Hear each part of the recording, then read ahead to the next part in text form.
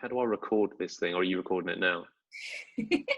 Yeah, that little red dot's just appeared up there. Give the people what they want. Right, let's get this show on the road. Okay. I'm going to hand you straight over to Amy, who's going to give a little introduction about herself and how she got into the industry. Thanks, Andy. So, Okay. How did I get into the industry? So my transition into fitness really was about 8 years ago, maybe a little bit longer. Yeah, it must be 8 years ago. Had a bit of a transition of shift in my social life, which meant that I wasn't really going out as much. A lot of my friends moved away. Always been a little bit of a, I'm going to say, chubbier child. So held weight in certain places genetically. That's very diplomatic. Like that. Very diplomatic. So I thought I'd use the time wisely to maybe get fit. So started going to the gym, started doing some resistance training, which my body responded really well to. Got really into it. Started really knuckling down on my nutrition, and I actually started by leaning out by following a 6-week online shred program, which is everything that I just hate nowadays. Sounds amazing. Yeah. However, care to name it, or rather no, not? because it's actually rebranded quite a lot since. and to be fair, to the guy's credit who runs it, he's actually done quite a lot of good things against the diet industry. And he's doing quite a lot of empowering things for women who have had long-term issues with diet companies. So I think he's cool. doing good things now. But that was my real introduction into the world of nutrition, the world of macronutrients. Got really good results as well. As probably the slimmest and leanest I've ever been before I started working with yourself, Andy. Then from there, check. Well done. From there, I speak a bit more about that time working with me. Was that, would you say, the best experience of your nutrition life, or? Can we just shelf? I'm getting there. Sorry, carry on. From there, I actually went to do my level 2 gym instructor qualification and my level 3 PT. So I held that alongside my full-time career, but didn't really get into it too much because I was enjoying flying. I am a flight attendant. Circumstances. Imagine if you'd have just left that in there. I was enjoying flying. I've got a jet. I keep it up at standstill. I just take people out as and when. Jumped in the jet. I was enjoying flying. So put a lot into that as my career. So kind of benched the PT, but just still was really involved with training, resistance training, everything like that. Then I found CrossFit. So a lot more of a functional based fitness, strength and conditioning. I then got my CrossFit level 1 qualification. So I've been a CrossFit level 1 coach for just over a year. And I'm now working towards a nutrition qualification. So being a qualified nutrition coach. So I should finish that in October. I had a short stint a couple of years ago working with yourself for a period of 3 months. That was a joke, by the way. I needed to reference it now. If I really wanted to get that in, I'd be messaging you on WhatsApp at the moment. If you look down at your phone, suddenly you're like, yes, Andy's really good. He's a pleasure to work with. No, but it's important to reference as well, because it helped build on my own nutritional knowledge, as well as making me a lot more aware of where my own issues with food are as well. And because after we worked together, I did a lot more about food acceptance, and I was a lot more aware of my own mental health about food and where that had come from. And since then you've kind of been my mentor, really. And we catch up and chat food and have fun. And this is kind of where this has come from, right? Yeah. This is why, because when we catch up and have a chat, we just kind of talk shop and go off on all different directions. So it kind of feels like, felt like a natural thing to do. Definitely. I've got a question, actually, something I don't like this is probably the first time I've asked you this. Okay. At the start when you said when you first got into training, I love it. You're curious, face. I'm like, oh God. Where's it going with this? Did you go straight into resistance training? It's like when you decided to get fit, and so like 8 years ago. So were you literally like from like zero straight to the weights, or was there No, like a progression? no, like so that was when did you ever work at that gym in Stansted, the One Life gym? Did you work there? No, No. So that but was I know, yeah, I know the people there, but I yeah, was just going to like your normal bog standard gym, but with involved in the package that I was doing online was a lot of more what we would call nowadays HIIT training. So a lot more yeah, kind of circuit style training. So a lot of burpees, sit-ups, a lot of home workouts, which I can't believe now that I bring actually it back, bring oh, it back. because like home workouts now, the type of training I enjoy now, home workouts are just everything I despise. Like, but Yeah, anyway, we'll get into that and you know how they've been serving a purpose in a while. But no, it was a lot of home workouts, a lot of burpees, a lot of circuits. There was a lot of taking screenshots of stuff off the internet, yeah, and doing a lot in my own time. Like there wasn't any what I would call now periodized progressive programming, which we know is fundamental to any kind of strength or resistance program. I very, very much had newbie gains. Like I had no training age. I looked at a weight and I responded to it. the glory days, The glory days. days. Glory We days. were all foolish. We didn't know what we were doing. But all of a Exactly. sudden, it was like, this is great. If I keep this progression up, Yeah. And then like we'll before be you know fine. it, like I was doing that for 3 months. Before you know it, I was like, oh, I've got some muscle. But like that was coupled with resistance training and eating extremely well for 3 months. Yeah, Like I know that's a lot of things that women worry about now, but they don't necessarily, they might do the resistance training and the circuit and the HIIT side of it. Not that that's necessary to build muscle, but the nutrition stuff won't be dialed in quite as much as to an extent as say I did back then, because that was my main focus, which is why I yeah. got the results I did. So yeah. That's kind of why I asked that question about the resistance training, just because when you like just talking to people, of like one of the first questions will be like, how did you get into it? Yeah. And it's so rare that anyone gets into it with resistance training even featuring normally, like especially for women in general. Not everyone, and not definitely nowadays it's shifted, but 8, 10, 15 years ago, Yeah. it's kind of, yeah, it'd be a different story, I think. I actually wish I'd have done it differently, and I wish I'd have paid to get a PT at the time, because now, knowing what I know about the fundamentals of movement and mechanics and progressive programming, I think my strength definitely has suffered. Like I am not strong at all, but because of the amount of muscle I've probably built already through poor form and lots of reps, I think that if I'd have actually started properly and gone progressively in line with what my body should be doing in terms of its mechanics, I think that I would actually be a lot stronger than I am now.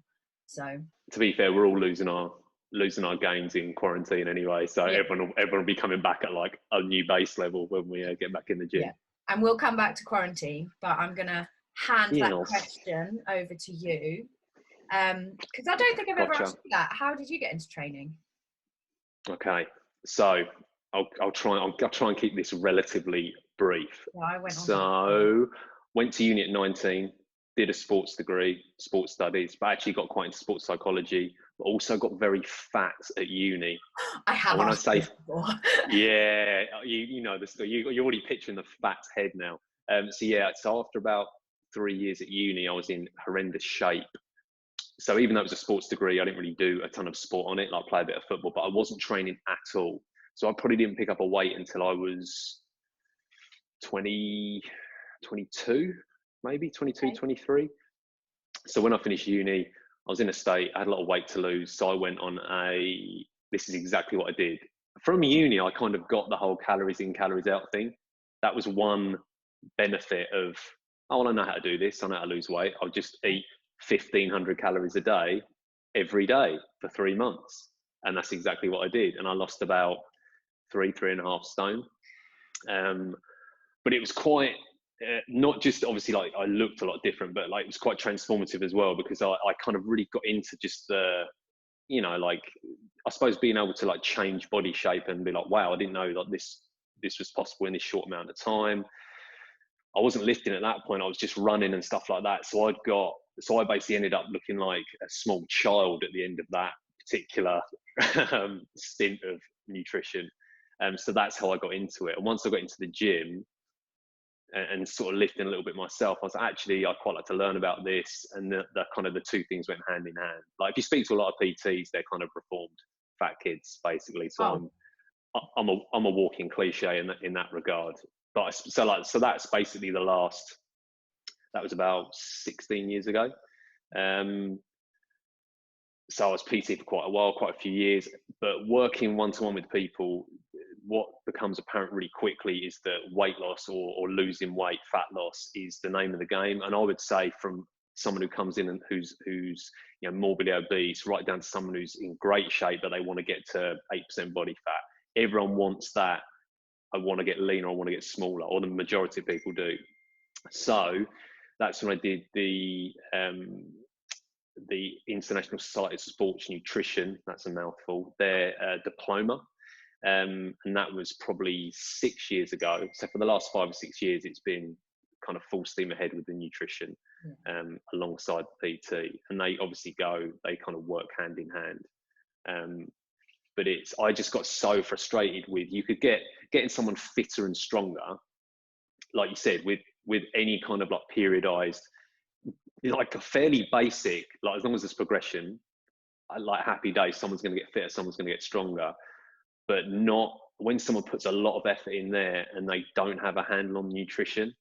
It's the most frustrating thing for them. And you just want to, as a coach, you just want to say, look, even if you get the diet, you know, 60-70% on track, the results will go through the roof.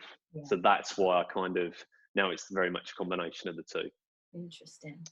So that's how I go into. So short answer: reformed fat kid. Fat kid made good. Well, anyone in the PT world knows that that's nothing new, really. We're all, like you said, reformed fat kids at heart, aren't we? We're all pretty messed up in some way, shape, and also like, and going back to what you were saying about the you know, the guy or whoever you got like the 6-week kind of shred thing from.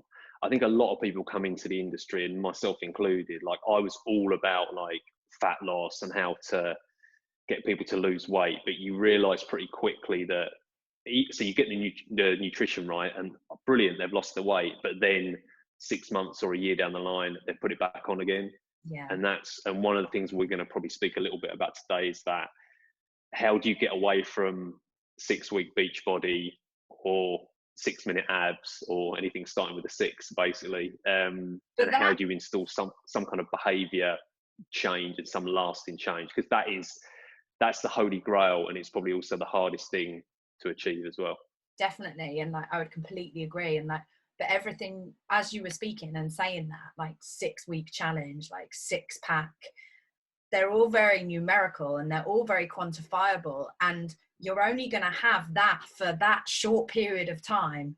And you might have 6-pack abs for 6 weeks, or even 6 days if you go on an all-inclusive holiday.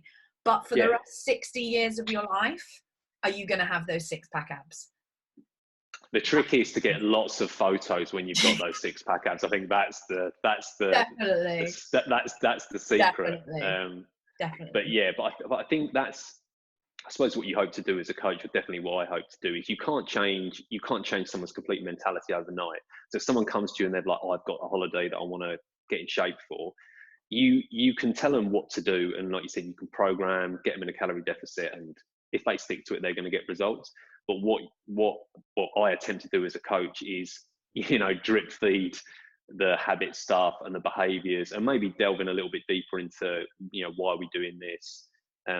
Are these things, because if someone really goes hard for 6 weeks, it's like everyone loves that in terms of the before and after picture, and it's great, and it is I think to do it once, or to be able to do it as and when, isn't a bad thing, as long as you recognize that you cannot do that for 52 weeks of the year. So you better have a plan for the other 46 weeks of the year, because otherwise you're struggling big time. And also, like, leading into the situation we're in now, you kind of need to have a bit of a contingency plan as well for when life goes a little bit awry. So, like, throwing it back to you again, like, anyone that knows you through your like social media or knows you personally knows that you enjoy running. So obviously being in lockdown at the moment is quite good for you, because you've probably got a lot more time maybe to fit in a run during the day. So I assume you're still keeping up with your running as you can, as you normally would. But in terms of your own personal training and diet, would you mind just like giving a quick comparison in terms of like pre-corona lockdown as to current corona lockdown, and how you want to transition into, say, post lockdown as well? I think that the biggest, there's a couple of huge differences diet wise. So one of them is being at home, like with Sarah working at home as well. So actually, like we're going to talk a bit about like positives and negatives about the lockdown. So a massive positive is being able to have lunch every day with Sarah. That's like amazing in terms of like a social side of things. Exactly. But when it's like a pizza and a beer, that's maybe not the best. It was nutritional. One time. Yeah, well, I just did it again. Just did it for the snaps. So I would say part of I suppose as a PT, my days are pretty much, if I'm working at the gym, I'm up at like 5 a.m. I may or may not have breakfast depending on if I'm training, but I'll be in the gym at 6 a.m. most mornings. So I very rarely have a big breakfast, just because of time and because I'm kind of straight in with clients, and I don't need to have like a barrel of porridge on board for that. Whereas at the moment it's like, oh, I've got more time to prepare. So I'm definitely eating more in the morning compared to what I would do normally. Like I say, the lunches normally I could completely suit myself. And I still could do to an extent, but like now it's a lot more of a like collaborative effort. So it's like, I'll say, what should we have today? So actually lunch and dinner are very similar now. And so like dinner would always be the meal where I would have that planned out from, I'd know like the meals from like Monday to Thursday, because we'd be eating together and doing the shop together. So it's just a natural consequence of that. Not like, oh my God, I've got to get X amount of protein in. It's just nice to be able to eat together. So I suppose the structure of, I'm probably more regimented being at home, I would say, in a bizarre way. But it's because I know that Sarah has lunch between 12 and 1. So I'm like, well, I'll have my lunch between 12 and 1. That's way earlier than I normally would. So timings will shift a little bit. I'm definitely eating more at home, just through doing like the lap of this kitchen, going back around. So the fridge is in front of me as we speak. Like I'm looking at it. I couldn't be sat up in a worse position to kind of. Yeah. So yeah, I think I'm definitely eating more, like a little bit of that kind of boredom eating, and just being sat down and almost like wanting to have like the coffee, the drink, and like something to snack on. And speaking about the running, so I'm just getting back into it a bit now. So at the start of the lockdown, I was ill. So that wasn't ideal. So I had a bit of the, whether it's corona or not, but my breathing wasn't great. And obviously being responsible, didn't want to go outside. And then because especially early on in lockdown, I suppose it still is the same rules now, but we were literally just going out once a day. So that would be maybe running with Sarah, or maybe going for like a long walk, and I'd sacrifice the run. So I probably ran less, but now I'm just getting back into that, like we were talking before we started recording, and now we've got the bike, fitness is coming back a little bit more. So I'm slowly getting there. But that's why I kind of wrote that blog last week about because really I'm writing to myself a lot of the time when I write this stuff, because I'm telling myself, actually don't, because there is moments in time when you're thinking, oh God, like with the lifting or with the fitness, it's all going to go. When in reality, it's just tailed off a little bit. And the moment you start lifting or running again, it comes back. But yeah, that was a pretty rambling answer to the question. So what about yourself in terms of like similarities and differences and that kind of transition? Yeah, so training has obviously changed massively. So I follow the CrossFit lift off gym training program, which is very periodized, very class based, lots of strength work, lots of intervals, sustainable pace work, as well as a little bit of fun stuff as well. If I'm feeling good, so I've got a week where I'm not too tired, my energy levels are good, I'll do a little bit of Olympic weightlifting as well. So like, obviously we don't have access to a barbell. Jack and I have some dumbbells in the house. So I think the first week when we got put into lockdown, I was like, right, shoulders Monday, chest Tuesday, like I'm a bodybuilder again, like bro sessions. I think I did one and I was like, nah, this isn't for me. Like I said this to one of my clients the other day, I need to walk into a gym with like the Rocky theme tune playing behind me. Like I need that like motivation to train. So like, but what Liftoff did very quickly is they went online and did a home service, which again has been periodized, but it's also been with like no weights either. So there's been a lot of single leg work, a lot of gymnastic work, a lot of tempo work. My push-ups are amazing now. I've said that on record now. So, but like, honestly, adjust camera down. Yeah. Like this is all the work I wish I'd have done when I started training to really build a foundation. So it's been quite humbling in a way. And it's really nice as well and I know a lot of people that will listen to this will resonate, as someone who does commute and actually traveling to and from work and traveling to and from training has actually eats a lot of time out of their day. Doing the home workouts has been brilliant. Like we take the laptop into the lounge and we load up the Zoom call and we're training. Jack literally leaves the computer and we're training together in like 30 seconds. So that has been really nice. I do miss a barbell. I do miss weights, but like yourself, like that'll still be there when all this comes back. And I'm, like I said, that this has been humbling and I know what I'm doing now will transfer through. And it is that maturity and that knowledge that just because I haven't picked up a barbell or a kettlebell in 6 weeks, I've not lost any significant amount of muscle mass, because I have been quite mindful of my nutrition. So like, my nutrition, before we went into lockdown, I was tracking for no reason other than it is a bit of an emotional crutch to me. I value, and I can't even believe I'm verbalizing this, I value my body image quite highly, which is my own personal issue, because nobody else does. That's just me, and that's issues with the way that I was brought up, in the household I was brought up, and things that I was taught were important, which being older and more mature, I know they're not. However, that's things that are ingrained in me and beliefs that I was brought up to believe. So since lockdown, a big education and learning point for me is learning to actually put the phone down and actually not be ruled by MyFitnessPal quite a lot. And what I have actually kind of learned over the last few weeks is that I know how to eat. Of course I know how to eat. I'm studying to be a nutritionist. I understand about macronutrients, and learning to trust my own body in terms of what it needs, when it needs. There's still been a lot of lockdown baking, Andy, don't get me wrong.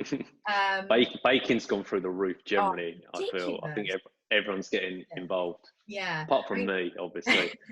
I just partake in the eating of the baked goods, not the actual baking of them. You're the taste tester, yeah. Yeah, exactly. Yeah. Oh, it tastes delicious again. Keep going. Well done.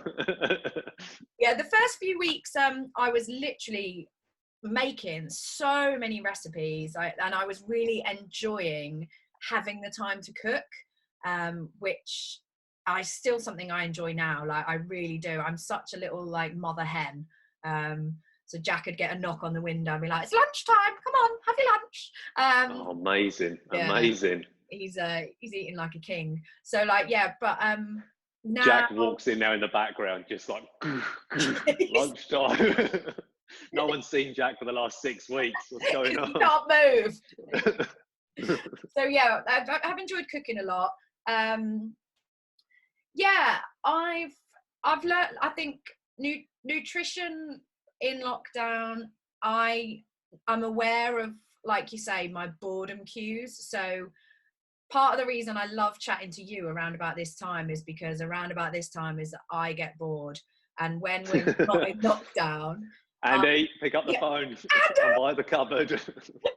While when we're not in lockdown, in the afternoon is really actually the time that I try and be out the house, because I get that, and I'm very in touch with my sleep, and I get that circadian rhythm dip. Haven't eaten since lunch, tend to get a little bit bored, know that I'm going to train, so maybe I need a little bit of pre-workout fuel, and like, yeah, this is the time that I tend to get a little bit snacky. So that has been difficult in lockdown. That really has been difficult. And as well, just mirroring the behaviours of the person that you live with as well. Yeah, definitely. That has transferred massively. And I think that's maybe a good segue to get into talking about habits and behaviour change, because like, Jack typically consumes a lot of his calories in the evening because he works during the day. He's very task focused and he doesn't tend to think about food. Whereas I spread my nutrition out throughout the day. So, but when we get to the evening, we've had dinner, he's like, right, what's next? What's after dinner? I want a slice of toast, or I want some chocolate, blah, blah, blah, blah, blah, blah, blah. And like, when you're living with someone and that is the behavior that they want to do, you mirror their behavior. So for the first few weeks, it was a bit of a struggle for me in terms of having to stop my own behavior, because why is he having toast? I want toast. Why is he having chocolate? I want chocolate. Like, and knowing what is right for me. Yeah. I know that I shouldn't have been doing that. But again, when we talk about habits and behavior, is there anything that like you've noticed that maybe you do now, or because you're spending more time with Sarah? Yeah, definitely, like 100%. Like, so like this is essentially like habit and behavior. We're kind of in it now, right? That's because what we were talking about just there, that is that in a nutshell. Because I kind of think when I go back to training or working in the gym, that regimented like 5 a.m. get up, I know I'm going to be back early afternoon. I know on some days I'll be going back into the gym at like 4:30, 5 o'clock. I know I'm going to be there until later. So whatever I have to do, whether it's like losing weight, maintaining or gaining, I'm so used to that pattern of living that the food almost looks after itself. Like, once you kind of know the what to do, then it's like create a structure around it that supports it. Well, I know that I'm pretty much fixed in these time periods, so I find it easy. But that's because it's, like you said, a habit that's years in the making. It just is what it is. In lockdown, my day is nothing. It doesn't resemble anything that it was 8 weeks ago. Like, actually, to be fair, getting clients on Zoom has, over the last 3 weeks, and that actually, like the last couple of weeks, especially being a bit more full of days with training people online, that's helped because that brings a little. It's not the same because I can get to the fridge still in between clients, whereas I can't do that at the gym. So that's helped bring a little bit of structure along. But with Sarah and mirroring your partner's habits, so my lunch has changed, and that's my decision. Like, if I said to Sarah I'm going to work, she's going to be fine with that. But I just, like with dinner, I like eating together. To me, this is a bonus. This is like great. But if I have lunch at 12 and we're having dinner at, say, 6:30, 7, that's a long period of time for me to go without food. Like, so that's either going to look like a couple of snacks or maybe an extra meal going in there. And that's just something that it's one of them things that I'm conscious that I'm doing it, but I've kind of let it be. It just is, because at the moment, and this is when I talk about people like being kind to themselves and getting in tune a little bit. At the moment, if I come out of lockdown a little bit heavier, or not strong, or not as fit, I'm not massively worried. And I think the reason I'm not massively worried is that I know my habits, my long ingrained habits are going to be there like that. I mean, maybe I'm in for a rude awakening. Maybe Maybe like you roll out the front door. Lockdown will come and it'll be like, oh shit, because it feels like, I said this yesterday as well, to say like, it feels like we're on holiday a little bit. That's what it feels like, because having like a beer in the evening or a couple of beers, that's definitely become a habit. I've really worked hard on this to instill this during lockdown, and I've nailed it. I've really got it. I've got it down. Yeah, so that's another big difference. Like the alcohol, I can see how, you know, over Christmas you'll be going out loads, and December, and even probably up to, you know, the 1st of January, there's a lot more social events, there's more alcohol in the house, families coming over, all that stuff. So you just drink more without thinking about it. But when you get into it, then suddenly having a glass of wine on like a Wednesday night, if you've been drinking all weekend and all week, it just feels like, oh, it's just been a bit of an extension. The weekend's around the corner. This will just kind of top me up through. I'm definitely in a bit of that routine at the moment. But I'm pretty good, whether it's after a holiday or in January. It's not like I have this, right, I must now do a 6-week, you know, intensive block. I'm just like, that needs to stop now. Yeah. And because I'm not massively fussed about it, I'm not going out and getting battered with people and stuff like that. It's literally just a couple of beers. I can knock it on the head pretty quickly. But I know like that, if people are listening to this, I know for a lot of people that is not the case. Yeah. Because that's still there. The couple of beers in the evening or the biscuit in the afternoon with a cup of tea, that's the long-standing habit. That's the one that hasn't really been, lockdown just reinforces it. Yeah. It's just like, it Definitely. just compounds on top. Definitely. I was just going to say, when we were talking about this last week and things that we were chatting about, and quite often we'll talk about working with people, and something that it always feels we come back around to is we'll talk about like maybe the programming or, you know, protein and all that kind of stuff. But once you know it, do you know what I mean? You know it. Really, the magic is, and what we end up talking about is, oh, I had this client with this issue. How did you get around it? Or how did you tweak their day? Or what advice did you give? Or did you tell them to back off or go harder at it? So it's not the nuts and bolts of nutrition to us are pretty obvious, and we can pass those on relatively easily. You sit down with someone and you go through calories and macros. You can give someone a base level understanding within, you know, probably a couple of sessions. They're going to kind of know what to do. But how they implement that with job, kids, commute, having a row with a spouse, injury, not having access to a gym, not being able to afford a personal trainer, like all this stuff, like that's the magic. That's where it's like, when you were talking about, so I'll let you roll with this one. Sorry, longest intro ever. But when you were talking about the difference between a PT and a coach. Yeah, you trying to catch a fly, or you like cueing me in? You're cueing. No, I was trying to catch a fly. I don't know if I got it. I think I ushered it out though. Yeah, like completely agree with everything. And I think, like you say, because we understand the fundamentals of nutrition, we prioritize those already in our lifestyle. So when our environment changes, we make those things a priority to build our habits around those things. But even we have been able to step back and notice how our own habits have changed. So like, it's really difficult when you don't understand nutrition. You know you want to eat healthily, but then suddenly your whole routine gets absolutely blown out the water, and you're given and all these different cues of, you know, because hunger isn't just like a physical like need to eat because you're going to die. A hunger is, oh my god, that pizza smells amazing, I want a bit. So like, yeah, you know, there's a different cues that we have for hunger, and the fact is now that we are in an environment that is constantly cueing into our non-behavioral instincts to eat. So the fact is we might overconsume, and working with a coach as opposed to just buying a 6-week shred off the internet, like working with a coach is someone that understands that, and someone that can be like, right, talk me through your day, talk me through your habits, talk me through your routines. Okay, let's sit back, have a look at that. Where do you think you can make the changes? Because we cannot sit here, you know, I'm a 33-year-old only child, and I live with my 36-year-old man child. Like, I don't know the stresses of a CEO from a corporate company that travels, commutes to work every day on a train, has 3 kids, also has a dog, has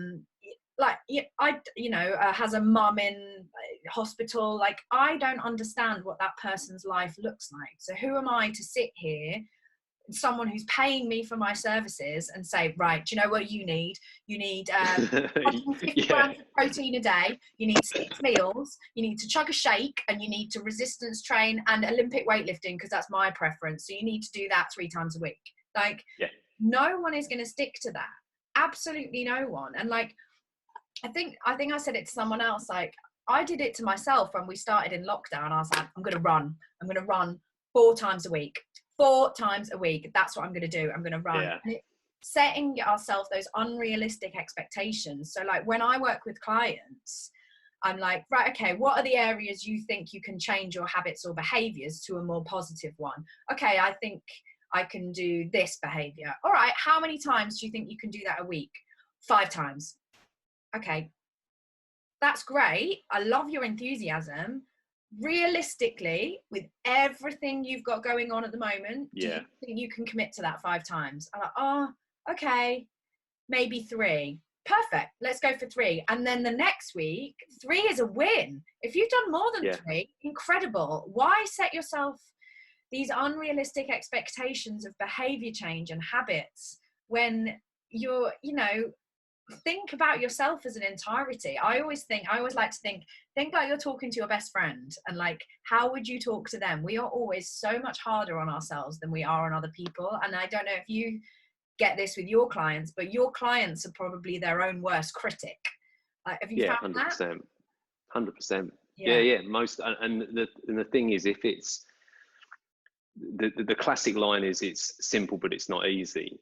And there's a reason why people struggle with it. Like, it's common. Like, the common thing is, people do struggle with whether it's eating healthy or sticking to a gym routine or exercise on a regular basis, whatever it may be.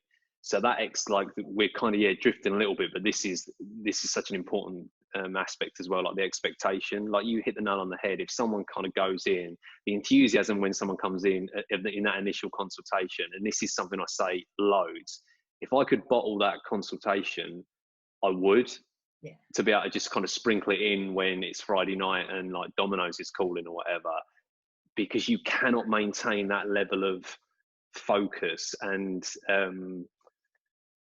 motivation, for the want of a better word, because it's fleeting. It comes and goes. See, if you rely on, I'll go with how I feel, I'll probably be fine, I'll probably be able to train 5 days a week, that ain't going to happen. Or it might happen for a few weeks and then it starts to fall off. And in terms of people beating themselves up, that tactic of, someone says I can do 5, you say 2, and actually they might end up doing 3. So that you can have exactly the same week of output, but if they're expecting to do 5 and they hit 3, they're gutted. They're like, oh, well, I've fell 2 sessions short. Like, I've barely managed to get 3. That's, and then it's, I'm shit, I can't do this. Why can someone else train 5 days a week? Why can't I be more like them? Oh, I'm never going to do it. And that is the spiral going down. It's the binge repeat cycle. It's the feelings of failure that then lead into the, I'll start again Monday. But like, I want to, like, you said something earlier, I think before we started recording, about like, no, maybe like, oh, but it's this, I'll shred for the holiday. Like, I'll get fit for the holiday. That is fine. Like you say, take as many photos as you want on the holiday. But why are you doing this? Why are your habits and your behaviors something that you can maintain for a long period of time? If holiday is the reason that gets you started, like you say, bottle that motivation, keep it. But you need to start building your life around things that associate yourself with being a healthier individual. What does that individual look like? What does their day look like? If you want to have those 6-pack abs all year round, what does that person's day look like? And can you actually be that person in a year's time with everything that is involved in their day? It's can you be that person, and also, and do you want to be that person? Because yeah, what I will give the six, like when people do, like, you know, train for the photo shoot or train for like the beach holiday or whatever it may be, one thing that I think is useful out of that, well, there's a few, but like one that I quite like is that you've taught someone, or someone's gone through the process of whether it's counting calories, where they've definitely had to reduce their calorie intake, they've probably had to train a bit harder, they've definitely had to turn down food opportunities, they've had to be more selective, they've had to think about it. So they may have spent 6 weeks walking the walk of someone who, or definitely adopting some of those habits that you would say you're going to need to do over the long term. And I think what a successful client to me will be someone who maybe does that. There's a little bit of a rebound, you know, you go on holiday, whatever, you can't keep it up forever, but maybe you don't, if you revert completely back to day one, it's like you've learned nothing. yeah, Whereas if you're like, do you know what, I don't want to count calories the rest of my life. Actually, that habit I got into of eating protein 3 times a day, and actually saving my calories for the evening meal, those little things, you know, not having takeaways 4 days a week, actually I'm just going to do 1 day a week now. That's what you're looking for. yeah, And the all or nothing temptation is huge. And yeah. and you have to realize that if you do like if you go really aggressive, it's like the rubber band being pulled, and it's going to go. But then what happens after that? Yeah. Because trying to go from 6 weeks, it's kind of like 6 week shred, 6 month kind of binge blow up. And I think this is like probably another episode of this, but I think a big part of that is what you are training for and why you're doing it. And if it's for the 6 week holiday, you'll probably end up back where you started. If you're training for health and I want a lifestyle like this, that's hard to instill it. You can't make someone want to be healthy. It's not. And I actually think people should be a little bit more honest with it, because if it's all about looks, well, if when winter comes, we're all covered up, we've got hoodies and jackets on. Exactly. What happens then? Like, health just goes out the window. So true, so true. And like I would say one positive thing about the corona situation is, if you can use it to your advantage to make things easy for when you go back to work, and when you want to be a healthier person, if this has made you realize that you do want to be that more balanced, healthier person, this is a great time to start building in those habits. So when you go back to work, things are easier, like, you know, food prepping and, you know, planning meals in advance. And, you know, we can't just nip out to the shops 4 times a week like we probably were doing before. So maybe it is better to actually have a proper shopping list and know what you're going to make in advance. Yeah. And these foundations you lay down now, like you say, atomic habits, make things easier for yourself. People see planning things as an absolute faff, but it's not a faff. You're making your life easier in the long run. Like, this is got to be seen benefit versus, like, you know, effort versus reward. Yeah, when I think of food prep, I think of like 6 or 7 Tupperware dishes all in a row, and broccoli, rice, chicken, all that kind of stuff. When actually food prep in the real world is taking 10 minutes to plan your evening meals for the week. It doesn't have to be every last gram of every last meal written down. It's just something simple like, have I got snacks or healthy snacks in the cupboard? So like when I do hit that slump in the afternoon or pre-bed, there's something I can eat that's going to just satisfy me so I don't feel deprived, but it's going to keep me within like calorie balance or not completely blow the entire day. And that doesn't take that long. Again, it's that if it becomes habit, then it's like brushing your teeth. It's just something you do on for us, it's something we do on a Saturday or Sunday. You know, go online, add stuff to the basket. Oh, what do you want that night? Oh yeah, let's have chicken, whatever.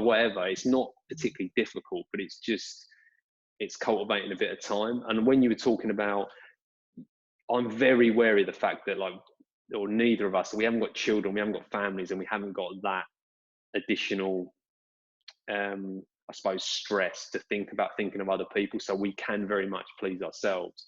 But whether that 10 minutes is when the children go to bed, or whether it's first thing in the morning, or whether it's whenever, like, if it means something to you, you'll make it happen. Like, if it becomes a kind of priority, you'll find a way of doing it. And that knock-on effect is huge if you get into that. The easiest way to tie things like that in is just tie it into something you're already doing. So if you're already cooking an evening meal, just make double the amount, and then you've got a little bit more there for the next day for like lunch, let's say, or portion it out and freeze it. So next time you are short on time, because there's always going to be times you're short on time, then it's there, you can grab it. But like, I don't like saying use this time in lockdown wisely, because I think we've all got a lot of pressure on ourselves at the moment. Every time you go on social media, it's like, do this, learn this skill. You could like read 10,000 books. Like, what, haven't you learnt a language yet? Fuck off. Like, come on, sort yourself out. Like, literally, that is my response. Like, I'm too busy being stressed with all the other things we've got to think about. Like, there is a lot of stress in our lives, but yeah, like, laying these foundations in this time is really important. But there's something you mentioned, like, back in like one of the previous monologues, that I think we should steady on. Yeah, I think we should, maybe come back to in a next episode, which is how are we defining health? I think that's a real key one. I think we should maybe shelve that and use that for next time. Bookmark that for the next installment. One quick point before we move it on. So I'm very much like you. I'm conscious of telling people to do anything at the moment. Yeah. Don't you think? Because I think, and I've written a little bit about this, but if it's too much at the moment, don't feel like you have to. And I think people think like learning a language. I say that as a joke, but like, we've all seen the things coming through on Facebook, like learn a language, learn a new skill, do this, do that. We're talking really about quite like things that will translate over to when lockdown finishes.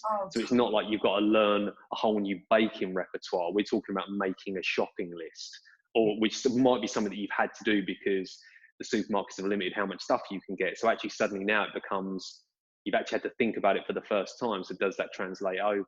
But this all comes with a massive caveat of you can't be asked, don't worry about it. This is all like, if you're interested in it, if you want to do it, then these are things that I think like we both think are hugely important. And it does get you thinking a bit beyond, I want to lose 10 pounds, I want a six pack, I want to do this.